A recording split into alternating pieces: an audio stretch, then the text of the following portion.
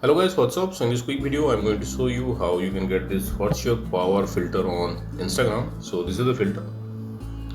Open your mouth to trigger the filter. Okay, so to get this filter you can visit the creator profile. Netflix is the creator of this filter. When you go to the Netflix profile, you will see the profile like this. You have to go to this filter tab or this smiley button. If you can't see this filter gallery, then what you can do, you can refresh the page by dragging the page down like this, and you should see the effect gallery. So go there, and this is the filter project power. Tap on it and you will see this preview. From here you can save it to your Instagram camera tray, and you can tap on try to try the filter. And suppose you are not getting the filter like this, then what you can do, you can visit this website also. Link to this website I'll give in the description box below. Here in this website you will see link to the filter. Just tap on the link and open it with Instagram.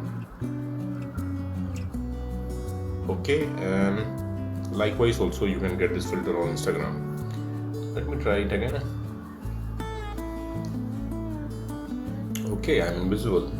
So that's it guys. Likewise you can get this filter on Instagram and use this filter. So thanks for watching the video guys. See you in the next video.